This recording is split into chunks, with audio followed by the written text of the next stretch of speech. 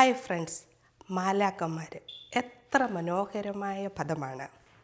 അതെ, സ്വർഗത്തിലെ മാലാഖമാർക്ക് വിശപ്പില്ല, ദാഹമില്ല, കുടുംബമില്ല. പക്ഷേ നമ്മൾ നേഴ്സസിനെ മാലാഖമാരോടാണ് ഉപമിക്കുന്നത്. പക്ഷേ ഭൂമിയിലെ മാലാഖമാരായ ഈ നേഴ്സസിന് വിശപ്പുണ്ട്, ദാഹമുണ്ട്, കുടുംബമുണ്ട്. നമ്മളിൽ എത്ര പേരിത് മനസ്സിലാക്കുന്നു? നമ്മുടെ നാട്ടിൽ ഇപ്പോൾ കുറച്ച് നാളായിട്ട് നേഴ്സസ് അവരുടെ ബേസിക് സാലറി ഒരു 40,000 രൂപയാക്കാൻ വേണ്ടി എത്ര സമരങ്ങളാണ് നടത്തുന്നത്. ഞാൻ ഈ വീഡിയോ ചെയ്യുന്നത് സാധാരണക്കാരായ മനുഷ്യർക്ക് ഒരു നേഴ്സസ് എങ്ങനെയാണ് നേഴ്സ് ആകുന്നത്, എഡ്യൂക്കേഷൻ ബാക്ക്ഗ്രൗണ്ട് എന്താണ്, എത്ര സമയം ഒരു നേഴ്സാകാൻ വേണ്ടി സമയവും ഫൈനാൻസും എത്രത്തോളം സ്പെൻഡ് ചെയ്തിട്ടാണ് ഒരാൾ ഒരു നേഴ്സാകുന്നത്. അതോടൊപ്പം തന്നെ മറ്റൊരു കാര്യം എനിക്ക് എംഫസൈസ് ചെയ്ത് പറയാനായിട്ടുള്ളത്, ഡോക്ടേഴ്സ് എത്ര മിടുക്കര് ഡോക്ടേഴ്സ് ആണെങ്കിലും അവർ ഓർഡേഴ്സ് മരുന്ന് എഴുതിയിട്ട്, കുറിപ്പ് എഴുതിയിട്ട് അല്ലെങ്കിൽ പ്രിസ്ക്രിപ്ഷൻ എഴുതിയിട്ട് അവർ വീട്ടിൽ പോകും. പിന്നെ ഹോസ്പിറ്റലും രോഗികളും ഒരു നേഴ്സിൻ്റെ കയ്യിലാണ് ഇരിക്കുന്നത്. ഒരു നേഴ്സിനെ നമ്മൾ നന്നായിട്ട് അവർക്ക് വേണ്ട ശമ്പളവും സന്തോഷവും ഒരു നല്ല വർക്ക് എൻവയോൺമെൻറ്റും കൊടുത്തില്ലെങ്കിൽ നമ്മൾക്ക് ഒരു നേഴ്സിൻ്റെ കൈപ്പിഴ കൊണ്ട് നമ്മുടെ ജീവിതവും തന്നെ താറുമാറാകും. അതെ, ഒരു nurse physically, mentally, emotionally, financially സ്റ്റേബിളായിട്ട് ഇരുന്നിട്ട് വേണം നമ്മൾക്ക് കറക്റ്റായിട്ടുള്ള ട്രീറ്റ്മെൻറ്റ് കറക്റ്റ് ടൈമിൽ തരാനായിട്ട്. ഇപ്പം ഞാൻ നാട്ടിൽ വന്നപ്പോൾ വീട്ടുജോലിക്ക്, അതായത് പറമ്പിൽ പണിയാൻ വരുന്നവർക്ക് അവർക്ക് കുറഞ്ഞത് 1,000 രൂപയെങ്കിലും ഒരു ദിവസത്തെ വേതനമുണ്ട്. അതോടൊപ്പം തന്നെ ഭക്ഷണവും വെള്ളവും ഒക്കെ അത് ഓരോ സ്ഥലത്തിൻ്റെ അനുസരിച്ച്. പിന്നെ വീട്ടുജോലിക്ക് ചെയ്യുന്നവർക്കും കുറഞ്ഞത് ഒരു 30,000 രൂപയെങ്കിലും ശമ്പളമുണ്ട്. പിന്നെ മറ്റൊരു കൂട്ടരുണ്ട് ഹോം നേഴ്സ്. എല്ലായിടത്തും ഇങ്ങനെ ആവണമെന്നില്ല. എൻ്റെ എക്സ്പീരിയൻസിൽ ഹോം നേഴ്സ് എന്ന് പറയുന്നവർക്ക് മിക്കവാറും പലർക്കും ബേസിക് നേഴ്സിങ്ങിൻ്റെ നോളജ് പോലുമില്ല. ഇങ്ങനെയുള്ളവർക്കും കുറഞ്ഞത് 30,000-നും 30-നും 40-നും ഇടയ്ക്ക് സാലറി കൊടുക്കാറുണ്ട്. അപ്പോൾ നമ്മുടെ ഇടയിൽ 4 വർഷം കഷ്ടപ്പെട്ട് പഠിച്ച്, അതായത് ഒരു നേഴ്സിങ്ങിൻ്റെ ബേസിക് അഡ്മിഷൻ കിട്ടാൻ വേണ്ടി സയൻസിന് കുറഞ്ഞത് 50% മെറിറ്റ് മാർക്ക് വേണം. ഇങ്ങനെയുള്ളവർക്കേ ഉള്ളൂ നേഴ്സിംഗ് സ്കൂളിൽ, മിക്കവാറും ഭൂരിഭാഗം നേഴ്സിംഗ് സ്കൂളിൽ അഡ്മിഷൻ കിട്ടുന്നത്. അതോടൊപ്പം തന്നെ പഠനവും മാർക്കും മാത്രം പോരാ. ഇപ്പോൾ ഒരു നേഴ്സായിട്ട് പഠിച്ചിറങ്ങണമെങ്കിൽ കുറഞ്ഞത് 10-12 ലക്ഷം, അതിൽ കൂടുതലുമാകും. ഇത്രത്തോളം പൈസ മുടക്കി മിക്കവാറും ഈ കുട്ടികൾ ലോൺ എടുത്തും കടം വാങ്ങിച്ചും പഠിച്ച് ഇറങ്ങുന്നവരാണ്. പഠിച്ചിറങ്ങിക്കഴിഞ്ഞാൽ എന്തുകൊണ്ടാണ് പലരും നേഴ്സിങ്ങിന് പോകുന്നത്? പഠിച്ചിറങ്ങിക്കഴിഞ്ഞാൽ ഒരു ജോലി കിട്ടുമല്ലോ, അതൊന്ന്. പിന്നെ എല്ലാവർക്കും നേഴ്സാകാൻ പറ്റത്തില്ല. നല്ല സർവീസ് മൈൻഡഡും പേഷ്യൻസും ഉള്ളവർക്ക് മാത്രമേ ഉള്ളൂ നേഴ്സാകാൻ പറ്റത്തുള്ളൂ. അപ്പം ഇങ്ങനെ നേഴ്സായ ഒരാൾക്ക് അവർക്ക് ശരിയാണ്, നേഴ്സിംഗ് എന്ന് പറയുന്ന നോബിൾ പ്രൊഫഷനാണ്, സർവീസ് മൈൻഡഡാണ്, എല്ലാം ശരിയാണ്. പക്ഷേ രോഗികളെ നോക്കാനായിട്ട് അതിനുള്ള ആരോഗ്യം വേണ്ടേ? ആരോഗ്യം വേണമെങ്കിൽ ഭക്ഷണം വേണ്ടേ? ഭക്ഷണം വേണമെങ്കിൽ പൈസ വേണ്ടേ? ജോലിക്ക് സമയത്തെത്തണമെങ്കിൽ നമ്മൾക്ക് ട്രാൻസ്പോർട്ടേഷൻ ആവശ്യമാണല്ലോ. അപ്പോൾ അതിന് വണ്ടിക്കൂലി വേണ്ടേ? അതുപോലെ തന്നെ ഈ നേഴ്സസിനെ ഡിപ്പെൻഡ് ചെയ്യുന്ന ഒരു കുടുംബമുണ്ട്. കുടുംബത്തിൻ്റെ കാര്യം നോക്കാൻ വേണ്ടി പൈസ വേണ്ടേ? അതുപോലെ തന്നെ ഞാൻ പറഞ്ഞല്ലോ, പലരും പൈസ കടം വാങ്ങിച്ചും ലോൺ എടുത്തും പഠിച്ചവരാണ്. അത് തിരിച്ചടയ്ക്കണ്ടേ? അതിന് കാശ് വേണ്ടേ?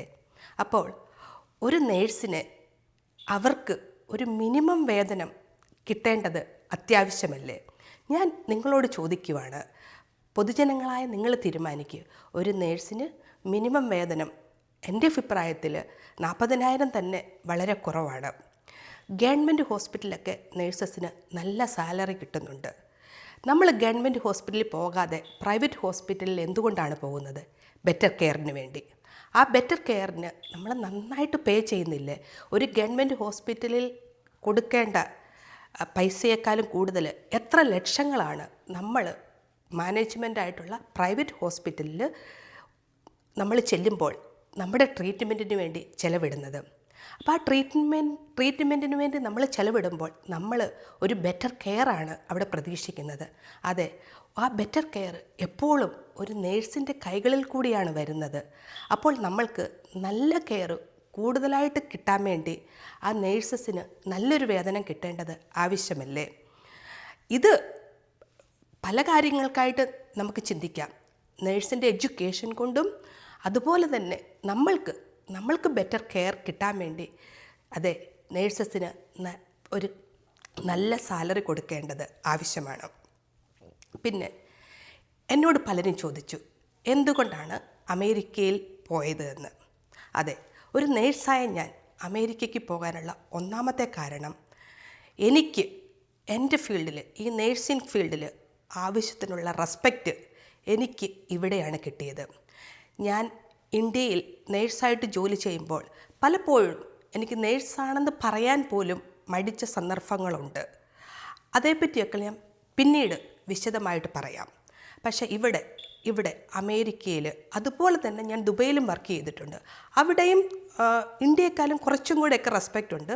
പക്ഷേ അതിൽ കൂടുതലായിട്ട് ഒരു ഇൻഡിപെൻഡൻ്റ് ആയിട്ട് എനിക്ക് എൻ്റെ രോഗികളെ ടേക്ക് കെയർ ചെയ്യാനായിട്ടും, അതായത് ഇവിടെ നിങ്ങൾ പറയും അമേരിക്ക ഒരു മുതലാളിത്ത രാജ്യമാണെന്ന്.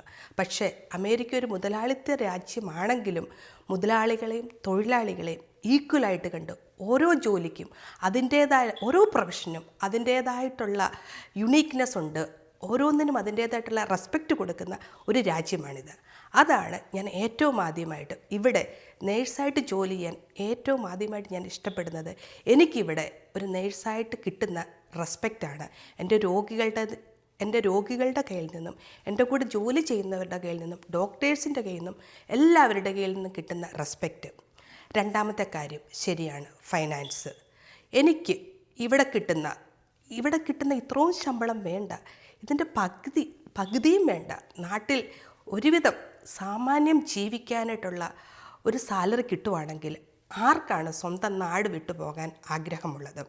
പിന്നെ മൂന്നാമത്തെ കാര്യം കരിയർ അഡ്വാൻസ്മെൻറ്റ്. അതെ, ഇവിടെ നേഴ്സിംഗ് ജോലി എന്ന് പറഞ്ഞാൽ നമ്മളെപ്പോഴും മനസ്സിലാക്കേണ്ട ഒരു കാര്യമാണ്.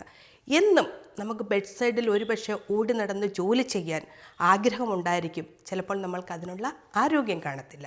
പക്ഷെ എന്നാലും നമ്മുടെ ബുദ്ധി പ്രവർത്തിക്കുന്നുണ്ട്. അപ്പം നമ്മൾ ഫിസിക്കലി ഏബിൾ അല്ലെങ്കിൽ പോലും നമുക്ക് ഈ നേഴ്സിംഗ് പ്രൊഫഷനിൽ കരിയർ അഡ്വാൻസ്മെൻറ്റ് മൂലം നേഴ്സിങ്ങിൻ്റെ ഉയർന്ന നിലയിൽ, അത് പല കാരണങ്ങൾ കൊണ്ട്, ഫിസിക്കൽ ഡിസബിലിറ്റി മാത്രമല്ല, ചിലർക്ക് ഡോക്ടറാകാൻ ആഗ്രഹിച്ചവർക്ക് ഡോക്ടറാകാൻ പറ്റിയില്ല, ചിലർക്ക് ടീച്ചിങ് ആയിരുന്നു ഇഷ്ടം, അങ്ങനെയുള്ളവർക്ക് നേഴ്സിങ്ങിൽ ആ ഫീൽഡിലോട്ട് വരാം. മാനേജ്മെൻറ്റ് ഇഷ്ടമുണ്ടായിരുന്നവരുണ്ട്, അവർക്ക് അങ്ങനെ പോകാം. അതായത് നേഴ്സിംഗ് എന്ന് പറയുന്ന പ്രൊഫഷന് അതിൽ കൂടെ നമുക്ക് മറ്റ് പല പ്രൊഫഷനിലോട്ടും എത്തിച്ചേരാൻ പറ്റും. അതിന് ഏറ്റവും ബെസ്റ്റായിട്ട് എനിക്ക് ഓപ്പർച്യൂണിറ്റി കിട്ടിയത് ഇവിടെ അമേരിക്കയിൽ നിന്നാണ്. ഇനി അടുത്ത വീഡിയോകളിലൊക്കെ ഞാൻ ഒരു നേഴ്സിംഗ് പ്രൊഫഷൻ, ഒരു നേഴ്സ് എങ്ങനെയാണ് ആയത്, ഒരു ദിവസത്തെ ഒരു നേഴ്സിൻ്റെ ഒരു ഡെയിലി റുട്ടീൻ എങ്ങനെയാണ്, എന്തെല്ലാം പ്രതിസന്ധികളാണ് അവളുടെ പ്രൊഫഷനിൽ ഫേസ് ചെയ്യുന്നത്, എന്തെല്ലാം ഫേസ് ചെയ്തിട്ടാണ് അവളൊരു നേഴ്സായത്, അതുപോലെ തന്നെ ഒരു നേഴ്സായിക്കഴിഞ്ഞിട്ടും ഡെയിലി എങ്ങനെയാണ് അവളുടെ ജോലി എങ്ങനെയാണ് പോകുന്നത്, അവൾ ഭക്ഷണം കഴിക്കാൻ സമയം കിട്ടുന്നുണ്ടോ, റെസ്റ്റ് എടുക്കാൻ സമയം കിട്ടുന്നുണ്ടോ, ഫാമിലിയെ വിളിക്കാൻ സമയം കിട്ടുന്നുണ്ടോ, എന്തെല്ലാമാണ് ഫേസ് ചെയ്യുന്നത്. ഇങ്ങനെ അതുപോലെ തന്നെ ഇത് മാത്രമല്ല, ചിലപ്പോൾ അടിയും ഒക്കെ കിട്ടാറുണ്ട്, ചീത്തവിളി കിട്ടാറുണ്ട്. ഇതെല്ലാം കേട്ട് എങ്ങനെ ഒരു നേഴ്സിന് സംയമനം പാലിച്ചിരിക്കാൻ പറ്റും എന്നുള്ള കാര്യങ്ങളൊക്കെ വിശദമായിട്ട് അടുത്ത വീഡിയോകളിൽ ഞാൻ ഇടുന്നതായിരിക്കും. നിങ്ങൾക്ക് ഈ വീഡിയോ കാണുക, നിങ്ങളുടെ അഭിപ്രായങ്ങൾ അറിയിക്കുക. ഒരു നേഴ്സായ ഞാൻ എൻ്റെ എക്സ്പീരിയൻസ് കഴിവതും സത്യസന്ധമായിട്ട് നിങ്ങളുടെ മുമ്പിൽ പ്രസൻറ്റ് ചെയ്യുന്നതായിരിക്കും. എൻ്റെ വീഡിയോ കാണുന്ന നിങ്ങൾക്കെല്ലാവർക്കും ഒത്തിരി നന്ദി. വീഡിയോ കാണുക, കമൻറ്റ് ചെയ്യുക, സബ്സ്ക്രൈബ് ചെയ്യുക, ഷെയർ ചെയ്യുക. നിങ്ങളുടെ അഭിപ്രായങ്ങളും അറിയിക്കുമല്ലോ. Thank you for watching.